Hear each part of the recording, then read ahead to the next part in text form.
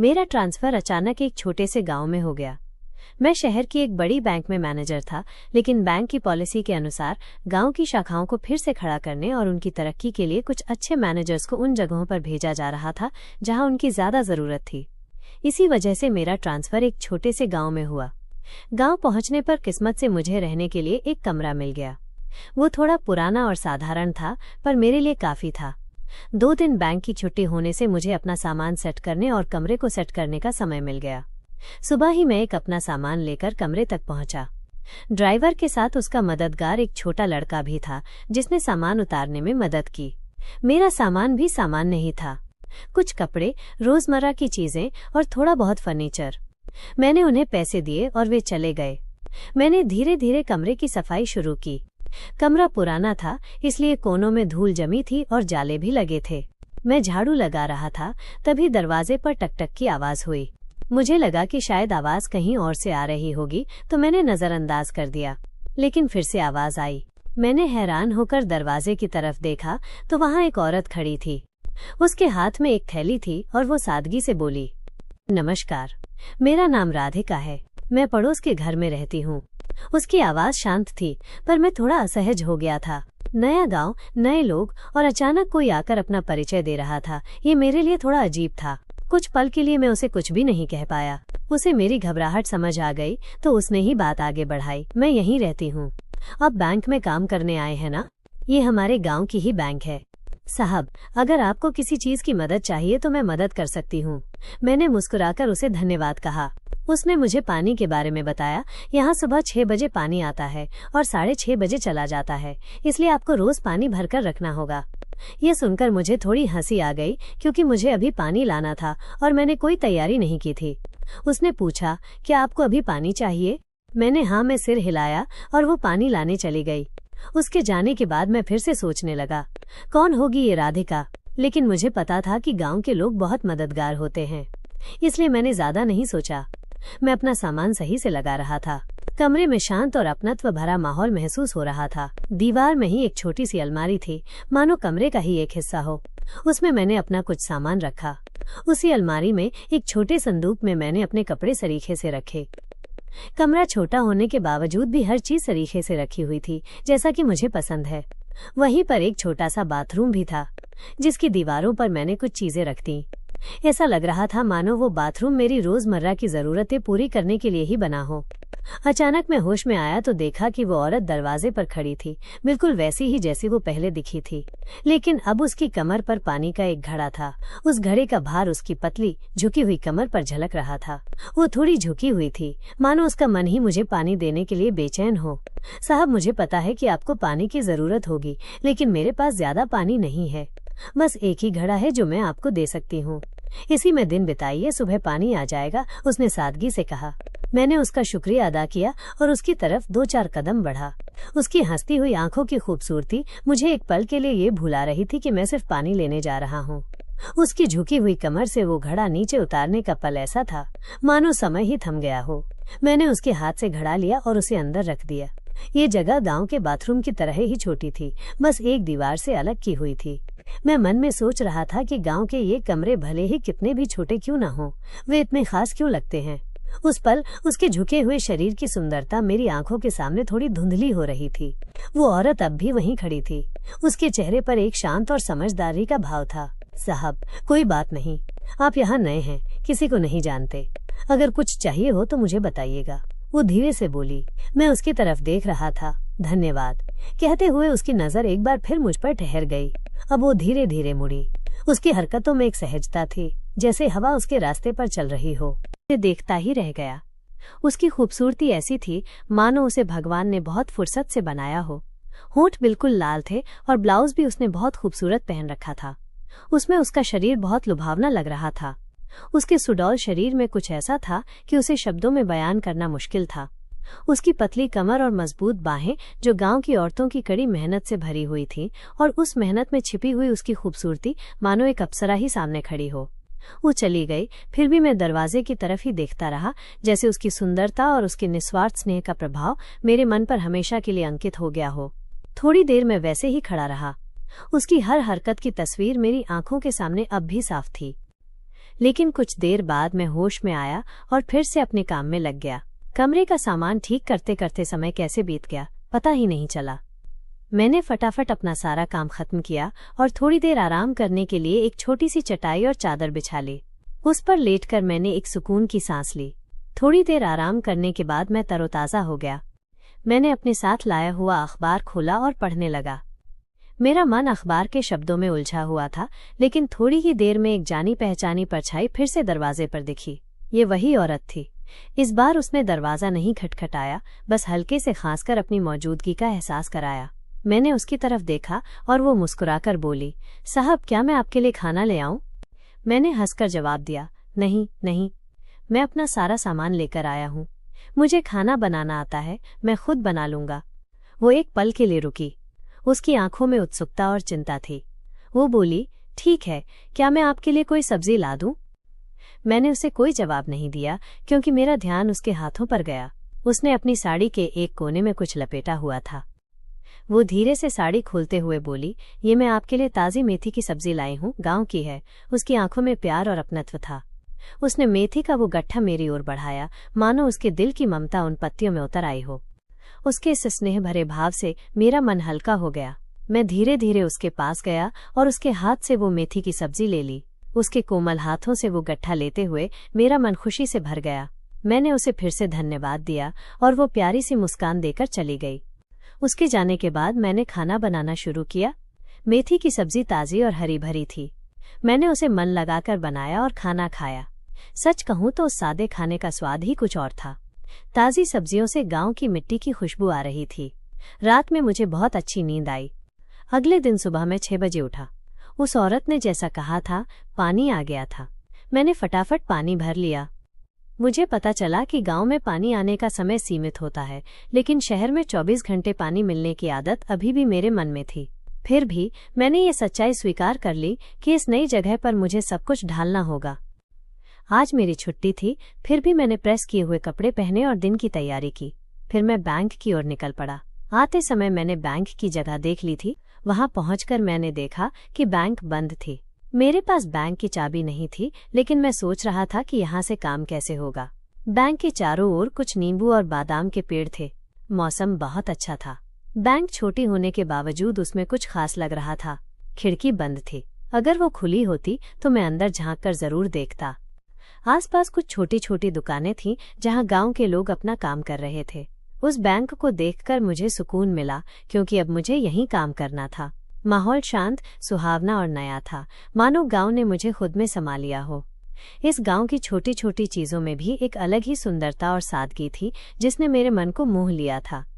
Bank के पास ही एक छोटा सा होटल था। इतनी भाग दौड़ के बाद मुझे थोड़ी भूख लगी थी, इसलिए मैं सीधे उस होटल में चला गया। वो एक साधारण होटल था जो गांव के माहौल में अच्छी तरह से घुल मिल गया था, लेकिन उसका जादू कुछ अलग ही था। वहां जाकर मैंने जी भर के नाश्ता किया। गर्मा गर्म पोहे और चाय पीने के बाद पेट भी भर गया और मन भी खुश हो गया। दिन का मजा लेने के लिए मैं वहीं पर काफी देर तक समय बिताता रहा। आसपास के लोग और उनकी बातचीत देखते हुए मैं गांव की शांति का एक नया अनुभव ले रहा था। शाम को मैं वापस अपने कमरे पर आया। दिन भर घूमने की वजह से थोड़ी थकान महसूस हो रही थी। मैं जल्दी ही सो गया। नींद ऐसी लगी कि रात का समय कब बीत गया पता ही नहीं चला। अगले दिन सुबह मैं उठा और फटाफट तैयार हुआ। आज बैंक में मेरा पहला दिन था, इसलिए मन में थोड़ी उत्सुकता और खुशी दोनों थी। मैं बैंक पहुंचा तो सबने मेरा बड़े प्यार से स्वागत किया। वहां ज्यादा लोग नहीं थे, लेकिन उनका प्यार और अपनापन तुरंत महसूस हो गया। उन्होंने मुझे बताया कि बैंक में चीजें कहाँ रखी हैं और उन्हें कैसे इस्तेमाल करना है। मैं उत्साह के साथ अपने काम में लग गया। शाम को 5:30 बजे काम खत्म हुआ और मैं वापस रूम पर आया। आते समय रास्ते से मैंने 2 अंडे और पाव लिए थे। मैंने तय कर लिया था कि आज अंडों की बढ़िया भुर्जी बनाऊंगा। कमरे में आते ही तड़के की खुशबू से कमरा भर गया। मैंने भुर्जी बनाई और पाव के साथ खाने बैठ गया। तभी वो औरत फिर से आ गई। दरवाजा खुला था, इसलिए वो अंदर आ गई। मैंने उसके चेहरे की तरफ देखा तो उसकी नज़र में कुछ कहने की इच्छा साफ झलक रही थी। उसके बोलने से पहले ही मैंने कहा, आइए ना, खाना खाइए। वो हल्का सा मुस्कुराई और बोली, आप खाइए। उसके इन शब्दों ने मेरे मन पर गहरा असर डाला। मैंने उससे कहा, बैठिए ना, और उसने कुर्सी की तरफ देखा। वो कुर्सी बैठने के लिए ही थी, लेकिन शायद वो संकोच कर रही थी। मैंने फिर से जिद की, बैठिए ना। वो धीरे से कुर्सी पर बैठ गई और उसने बात शुरू की। आज उसने एक नीले रंग की साड़ी पहनी हुई थी और उस पर एक लाल रंग का ब्लाउज था। उस साधारण लिबास में भी उसकी सुंदरता बहुत खिल रही थी। उसकी सादगी में एक अनोखा आकर्षण था। थोड़ी देर बाद वो थोड़ी गंभीर हुई और बोली, अरे मुझे आपसे एक काम था। उसके बोलने के अंदाज में एक अलग ही बात थी। मुझे हैरानी हुई। मैं मन ही मन सोचने लगा कि इस औरत को मुझसे क्या काम होगा। मैं तो इस गांव में नया था, किसी को जानता भी नहीं था, इसलिए ये सब मेरे लिए नया था। मैंने उसकी बात समझी और पूछा, हाँ बताइए, क्या काम है। वो थोड़ी देर शांत रही और फिर एक लंबी सांस लेकर बोली, हमारे ये। जैसे ही उसके मुंह से हमारे ये शब्द निकला, मैं समझ गया कि वो अपने पति के बारे में कुछ बताने वाली है। वो आगे बोली, हमारे इनको कोई काम नहीं है, दिन भर घर पर रहते हैं, शराब पीकर इधर उधर घूमते रहते हैं। अगर आपके बैंक में उन्हें कोई छोटी मोटी क्लर्क या चपरासी की नौकरी मिल जाए तो बहुत अच्छा होगा। उसके बोलने में एक दर्द और निराशा महसूस हो रही थी। उसे अपने पति की फिक्र थी, उसके भविष्य की चिंता थी। उसकी बातों में ममता, चिंता और उम्मीद की भावना थी। मैं मन ही मन सोचने लगा कि मैं तो यहाँ नया आया हूँ, बैंक में भी अभी अभी लगा हूँ और अभी तो मुझे यहाँ के काम की ठीक से ट्रेनिंग भी नहीं मिली है। बैंक के काम के लिए लोगों की कमी नहीं थी और जो काम था उसके लिए सही लोग पहले से ही थे। फिर भी उसके चेहरे को देखकर उसकी आंखों में एक अलग ही उम्मीद थी जो मुझे मना करने की इजाजत नहीं दे रही थी। इसीलिए मैंने उससे कहा, हाँ जरूर, अगर कोई जगह हुई तो मैं तुम्हारे पति को नौकरी दिलाने की पूरी कोशिश करूंगा। ये शब्द सुनते ही उसके चेहरे पर एक मुस्कान आ गई। उसकी मुस्कान देखकर मेरा मन थोड़ा हल्का हुआ। मैं अपना खाना खा रहा था और मैंने जानबूझकर उससे पूछा, क्या तुम्हें अंडा पाव पसंद है। वो तुरंत बोली, हाँ खाती तो हूँ, लेकिन आज मेरा उपवास है। उसके लहजे में एक हल्की सी नज़ाकत थी और उसमें उसने मुझे आसानी से जवाब दिया। मैंने कहा, ठीक है, कभी बनाऊंगा तो जरूर खाने आना। उसकी आंखों में एक भरोसा दिखा और वो बोली, हाँ जरूर। उसकी बातचीत में खुलापन, उसकी सहजता और उसके शरीर पर पहनी हुई साधारण लेकिन लुभावनी नीले रंग की साड़ी, ये सब मुझे विचलित कर रहा था। कभी वो साड़ी और कभी उसकी मासूम मुस्कान, सब कुछ मानो मेरा ध्यान खींच रहा था। उसके शरीर पर उस साड़ी की सुंदरता, वो लाल रंग का ब्लाउज और उन कपड़ों से साफ दिखाई देने वाला उसका सुडौल शरीर, सब कुछ लुभावना था। उसकी बातों में एक अलग ही आकर्षण था। वो सहजता से बातचीत कर रही थी और हर बार कुछ न कुछ नई बात निकालकर बोलती रहती थी। इस वजह से उसका वहां रुकना सहज हो गया था। मुझे थोड़ी ही देर में महसूस हुआ कि वो सिर्फ बात करने के लिए नहीं, बल्कि शायद अपने पति की नौकरी के लिए मुझसे बातचीत कर रही है। क्या वो सिर्फ मेरी ऊपरी तौर पर परवाह कर रही है, मैंने खुद से ही कहा। थोड़ी देर बाद आती हूँ कहकर वो चली गई और मैं कमरे में अकेला बैठ गया। उस रात मुझे नींद नहीं आ रही थी। जगह नई थी, लेकिन उस नई जगह के अकेलेपन में वो सुंदर औरत मेरे दिल पर राज कर रही थी। उसकी मीठी मुस्कान, उसकी सॉफ्ट और नाजुक हरकतें और मुझसे बात करने का उसका तरीका, सब कुछ मेरा ध्यान भटका रहा था। मैं लेटा हुआ था, लेकिन मेरी आंखें बंद होने पर भी उसकी तस्वीर मेरी आंखों के सामने आ रही थी। उसका वो लुभावना रूप, उसकी आंखों की भावनाएं, उसका वो पानी का घड़ा लेकर आना और उसकी पूछताछ, ये सब मेरे दिमाग में घूम रहा था। 2-4 दिन ऐसे ही बीत गए। अब संडे था और मेरी छुट्टी थी। सुबह मैं थोड़ा देर से उठा था और इस वजह से नल का पानी भरना छूट गया था। मैं दरवाजे पर आकर इधर उधर देखने लगा कि वो कहीं दिख जाए, लेकिन वो नहीं दिखी। मन में ख्याल आया कि उसके घर जाऊं, लेकिन ऐसे अचानक किसी के घर कैसे जाता। इसलिए मैंने अपने कमरे में ही बैठने का फैसला किया। थोड़ी ही देर में वो आ गई, मानो मैं उसी का इंतजार कर रहा था और उसके आने से मुझे सुकून मिला। जब वो दरवाजे से मुझे दिखी तो मुझे लगा कि वो आएगी ही। वो मुस्कुराती हुई दरवाजे पर खड़ी रही और बोली, क्या साहब, सब ठीक है। मैं थोड़ा मुस्कुराते हुए बोला, हाँ सब ठीक है, लेकिन आज मैं परेशानी में हूँ। उसने उत्सुकता से पूछा, क्या हुआ। आज मैं थोड़ा देर से उठा और पानी भरना भूल गया। अब मेरे पास पानी नहीं है, मैंने कहा। ये सुनकर वो हंसी और उसकी खिलखिलाती हंसी से उसकी सादगी और भी खिल उठी। आज उसने एक पारदर्शी साड़ी पहनी थी। वो साड़ी उसके गोरे रंग पर और भी अच्छी लग रही थी। साड़ी के पार उसके शरीर की सुंदरता साफ दिखाई दे रही थी। वो धीरे धीरे बात कर रही थी और मैं उसके शांत लुभावने रूप से अपनी नजर हटा नहीं पा रहा था। उसने भूरे रंग का ब्लाउज पहना था जिसमें उसकी खूबसूरती आसानी से दिख रही थी। मेरे मन में एक अजीब सी इच्छा पैदा हो गई थी। उसे देखना, उसके पास जाना, उसकी सुंदरता के बारे में सोचना, ये सब मुझसे काबू नहीं हो रहा था। वो सामने खड़ी थी और मेरे मन में ख्याल आया कि उसे पास खींचकर उसे गले लगा लूं, उसके नाजुक होठों पर अपने होंठ रखकर उसे चूम लूं। जब मेरे मन में ये ख्याल चल रहे थे तब मैं उसे देख रहा था। कुछ देर बाद मैं होश में आया और इन ख्यालों से बाहर निकला। वो अब भी मुस्कुराते हुए खड़ी थी, मानो उसे मेरे मन की बात पता थी, लेकिन वो कुछ नहीं कह रही थी। अचानक वो बोली, क्या हुआ साहब, क्या सोच रहे हैं? वो अपनी मीठी आवाज में पूछ रही थी। उसके चेहरे पर हल्की सी मुस्कान थी और उसकी आंखों में एक अजीब सी चमक थी। मैंने उसकी तरफ देखा और सोचा कि जो मुझे सच में चाहिए वो तो ये देगी नहीं, जो मैं सोच रहा था उन्हें होठों पर लाने की हिम्मत नहीं थी।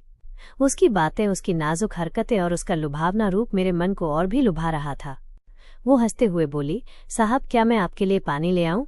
उसकी आवाज मीठी थी और उसके चेहरे पर उस वाक्य में आदर और फिक्र थी। मैंने कहा, हाँ, अगर आप पानी ले आएं तो बहुत अच्छा होगा। मुझे नहाना है और खाना बनाने के लिए भी पानी चाहिए। वो बोली, ठीक है, मैं 2-3 घड़े पानी ले आती हूँ, मानो उसने पहले से ही अंदाजा लगा लिया था कि आज मुझे पानी की प्रॉब्लम होगी।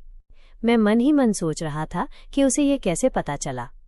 वो हंसकर बोली, मुझे पता था कि आज आप देर से उठेंगे और आपको नल का पानी नहीं मिलेगा। मैं ये सुनकर दंग रह गया। मुझे एक पल के लिए लगा कि क्या इस औरत को चेहरा पढ़ने की कला आती है। वो वापस गई और थोड़ी ही देर में पहला घड़ा भरकर पानी ले आई। पानी उठाते समय उसके शरीर पर थोड़ा पानी गिर गया था। उसकी साड़ी उसके शरीर के चारों ओर और भी कस गई थी और उसके माथे पर पानी की बूंदें दिखाई दे रही थीं। पसीने की बूंदों से उसके माथे पर एक अलग ही चमक आ गई थी। उसने धीरे से घड़ा मेरे सामने रखा और उस पल उसकी सुंदरता और भी लुभावनी लगने लगी। वो पानी का दूसरा घड़ा लेकर वापस आई और फिर से पानी गिर गया। उसकी साड़ी का गीला पल्लू उसकी कमर पर और भी कसकर लिपट गया था। वो साड़ी मानो उसके शरीर से चिपक गई थी और उसकी सुंदरता उसमें और भी निखर रही थी। उसका सुडौल शरीर, कमर का वो मोड़ और उसका गीला बदन, ये सब मेरे दिल पर एक अजीब सा पागलपन सवार कर रहा था। उसे देखकर मेरे मन में ख्याल आया कि अगर वो अब वापस नहीं गई तो मैं सच में पागल हो जाऊंगा।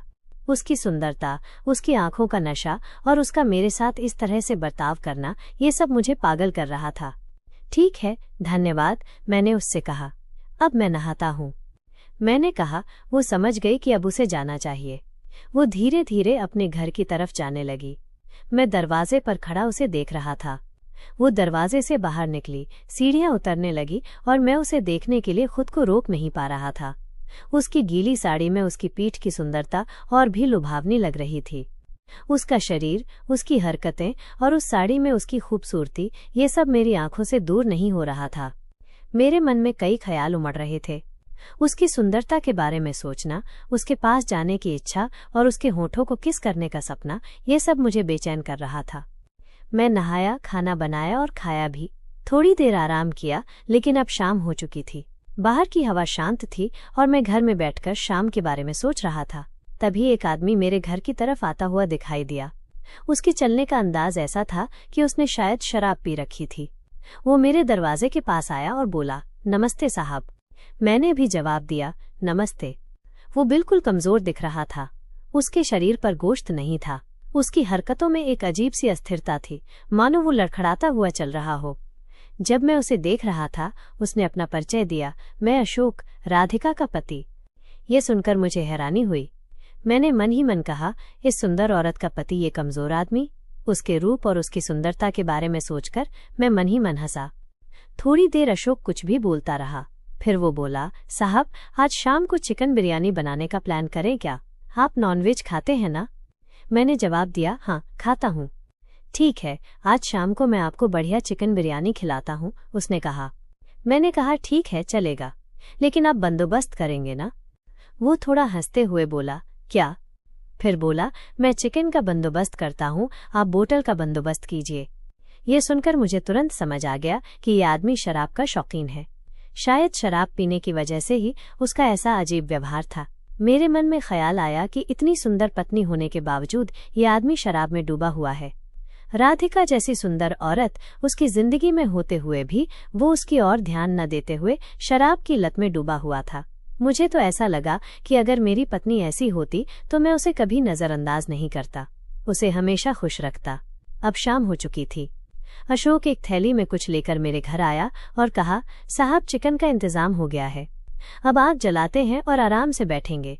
ये कहकर उसने घर में चिकन दे दिया और खुद बाहर आग जलाने आ गया। हम दोनों आग के सामने बैठे थे। आसपास कोई नहीं था। मेरा घर गांव से थोड़ा दूर था, इसलिए हमारे अलावा वहां कोई नहीं था। अशोक ने धीरे से पूछा, साहब, क्या आप बोतल नहीं लाए? मैंने उसे जवाब दिया, हाँ लाया हूँ। फिर मैं उठा और कमरे में जाकर बोतल और एक गिलास ले आया। आग के पास वापस बैठ गया और बोतल उसे दी। उसने बोतल अपने हाथ में ली और थोड़ी सी शराब गिलास में डाली। फिर उसने वो गिलास मेरी तरफ बढ़ाया और कहा, पीजिए। मैं हल्का सा मुस्कुराया और बोला, मैं ज्यादा नहीं पीता। उसने फोर्स करते हुए कहा, अरे थोड़ी तो लीजिए। मैंने उससे कहा, पहले आप पीजिए। उसने गिलास उठाया और एक घूंट लिया। फिर मैंने कहा, अरे ये तो मैं आपके लिए ही लाया हूँ। फिर उसने बोतल अपने मुंह से लगाई और सीधे मुंह में शराब डालना शुरू कर दिया। बोतल पूरी भरी थी और उसने पीना शुरू कर दिया। मैं हैरान होकर देख रहा था, ये आदमी इतनी कच्ची शराब पी रहा है।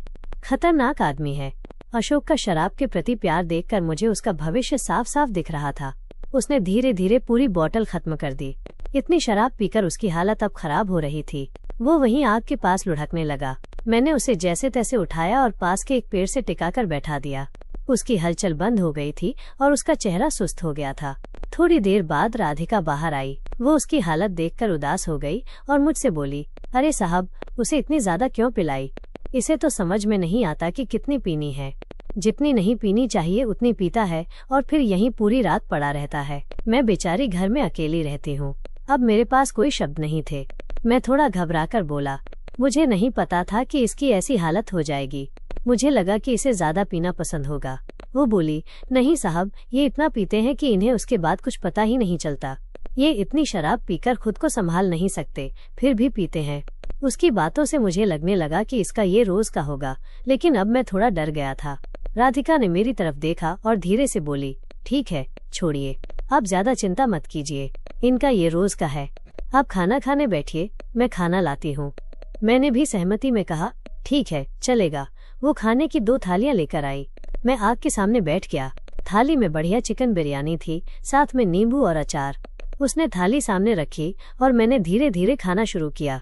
इस बीच राधिका अपने पति के पास दूसरी थाली लेकर गई। वो उसे उठाने की कोशिश कर रही थी।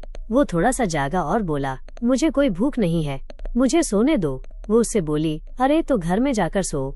लेकिन वो उसकी बात नहीं सुनने वाला था। उसने उसे चुप रहने को कहा और फिर से पेड़ से टिककर बैठ गया। थोड़ी देर में उसकी आंखों में थोड़ी शांति आई और वो सो गया। अशोक मेरी नजर से हटने के बाद मैंने फिर से राधिका पर ध्यान दिया।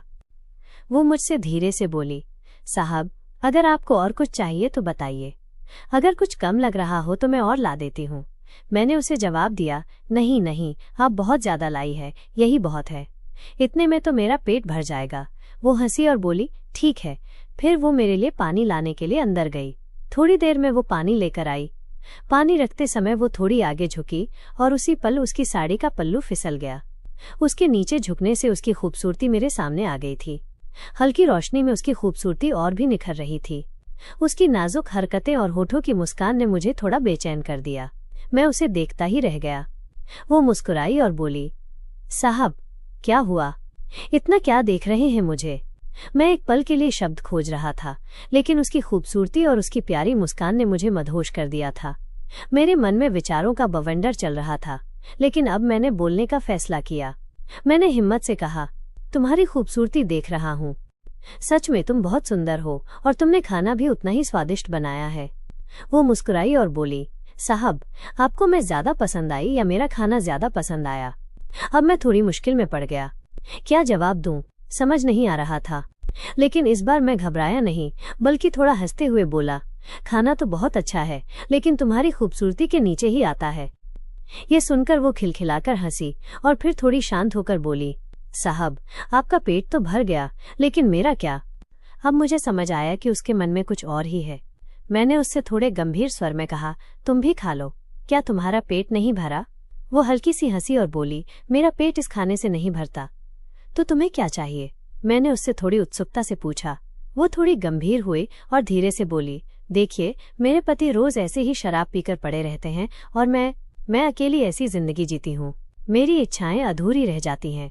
उसके शब्दों से मुझे साफ समझ आ गया कि वो क्या कहना चाहती थी। उसके चेहरे पर दर्द का साया था, मानो उसकी खूबसूरती के पीछे छिपा दर्द छुपाया नहीं जा सकता था। मैंने धीरे से उससे कहा, अरे, आपके चेहरे पर ऐसी मायूसी अच्छी नहीं लगती। आप बहुत सुंदर हैं और आपको दुखी देखकर मेरे दिल को बहुत दुख होता है। वो हल्की सी मुस्कुराई, लेकिन उसकी आंखों में दर्द था। वो बोली, साहब क्या करूं, पति कमाता नहीं, बस शराब पीकर पड़ा रहता है। मैं इधर उधर कुछ काम करती हूँ, लेकिन पेट तो बस थोड़ा भर पाता है। जिस्मानी ख्वाहिश कौन पूरी करेगा। उसकी बात एकदम साफ और पक्की थी। उसके इन शब्दों ने मुझे थोड़ा बेचैन कर दिया था, लेकिन उसके दर्द में मुझे कुछ गहरा मतलब दिखा।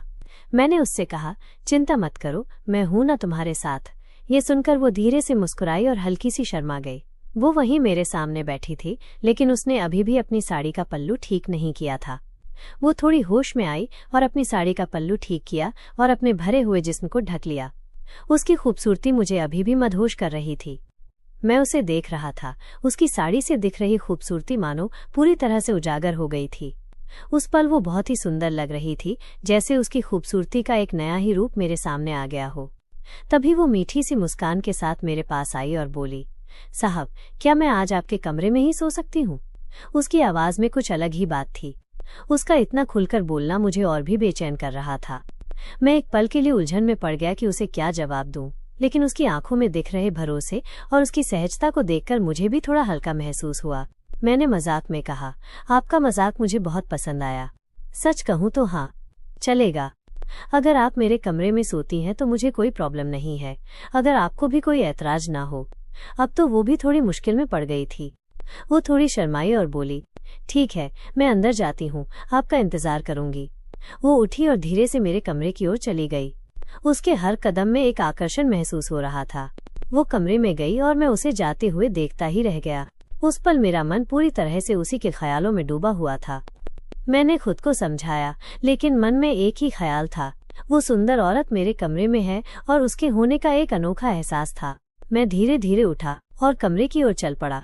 दरवाजा थोड़ा खुला था। मैं अंदर गया तो वो मेरे कमरे के एक कोने में बैठी मेरा इंतजार कर रही थी। उसके चेहरे पर हल्की धीमी रोशनी पड़ रही थी और उसकी खूबसूरती की चमक मुझे मदहोश कर रही थी। मैं उसके पास जाकर थोड़ा नीचे बैठ गया। वो एक पल मुस्कुराई और फिर शर्मा कर उसने अपना सिर नीचे झुका लिया। उसके बालों की हल्की खुशबू मेरी सांसों में घुलने लगी। मैंने हिम्मत करके धीरे से उसके पेट पर हाथ रखा। उसके होठों से एक हल्की सी आह निकली। उसकी इस प्रतिक्रिया से मेरा दिल तेजी से धड़कने लगा। वो मेरे ही बिस्तर पर लेट गई। मैं धीरे से नीचे झुका और अपने होंठ उसके होठों के पास ले गया। मैंने अपने होंठ उसके नाजुक होठों पर रखे और उसे किस करने लगा। तब वो बोली, साहब धीरे, पूरी रात मैं आपकी ही हूँ, लेकिन थोड़ा आराम से। तब मैंने उसकी कोई बात नहीं सुनी। अब उसने अपना एक हाथ आगे बढ़ाया और मुझे अपनी ओर खींच लिया और हम दोनों एक दूसरे में खो गए। वो मुझे अपनी बाहों में समाने का इशारा कर रही थी। मैं भी तुरंत उसके अंदर समा गया। हमारे प्यार का सिलसिला शुरू हो गया। हम दोनों एक दूसरे में कितने ही देर तक खोए रहे। मैं फिर वहीं सो गया। उसने मुझे फिर से अपनी ओर खींच लिया। हम दोनों पूरी रात नहीं सोए। सुबह के 4 बजे मैं बहुत थक चुका था। वो भी थक गई होगी और मुझे नींद आ गई। मैं सो गया। सुबह 8 बजे मेरी अचानक नींद खुली। मेरा शरीर बहुत भारी लग रहा था। तनाव और थकान से शरीर टूटा हुआ था। रात को जो कुछ हुआ था उसे याद करके मन थोड़ा बेचैन हो गया। बगल में देखा तो वो वहां नहीं थी। मैं बिस्तर से उठा, कुल्ला किया, पानी पीकर थोड़ा संभला और धीरे धीरे बाहर आया। बाहर देखा तो वहां आग जलाने के कोई निशान नहीं थे। वहां राख भी नहीं पड़ी थी। रात की घटना से मन थोड़ा उलझा हुआ था। कुछ समझ नहीं आ रहा था। मैंने सोचा कि राधिका के घर जाकर रात की घटना के बारे में उससे बात करूं, लेकिन मेरी हिम्मत नहीं हो रही थी। मन में ख्यालों की भीड़ थी और शरीर में थकान। मैं थोड़ी देर तक वहीं खड़ा रहा। थोड़ी देर बाद एक आदमी धीरे धीरे मेरी तरफ आता हुआ दिखा। वो बूढ़ा था, हाथ में लाठी टेक टेक कर चल रहा था। धीरे धीरे मेरे पास आया और बोला, साहब आप ठीक है ना? कोई परेशानी तो नहीं है? मैंने हैरानी से पूछा। हाँ मैं ठीक हूँ, लेकिन क्या हुआ? उसने पास के पुराने घर की ओर इशारा करके बताया, साहब आपको वो घर दिख रहा है ना? वहाँ एक जोड़ा रहता था, राधिका नाम की एक औरत और उसका पति। उसका पति बहुत शराब पीता था। वो परेशान हो चुकी थी। दिखने में बहुत सुंदर थी, लेकिन उनकी कोई औलाद नहीं थी। उसके पति को उसके लिए कोई प्यार नहीं था, इसलिए उसकी जिंदगी अकेली बीत गई। मैं उसे हैरानी से देखने लगा। उसने आगे बताया, एक दिन उसका पति शराब के नशे में मर गया और वो बहुत अकेली हो गई। वो सुंदर थी लेकिन अकेली रहने लगी। आखिरकार उसने भी अपनी जिंदगी खत्म कर ली। मेरा दिमाग सुन्न हो गया। अब मुझे एहसास हुआ कि रात को जो कुछ हुआ था उसका कुछ अलग ही मतलब था। मैं उसके पास से निकल पड़ा। दिमाग में संदेह और डर के ख्यालों का जाल बन गया था। क्या वो राधिका जो मुझे रात में मिली थी सच में मौजूद थी? पूरी रात जो व्यक्ति मेरे साथ था, पूरी रात वो औरत मेरे साथ थी या उसकी आत्मा? अब मैं उस घर में अकेला था, लेकिन कल रात मैं किसके साथ था?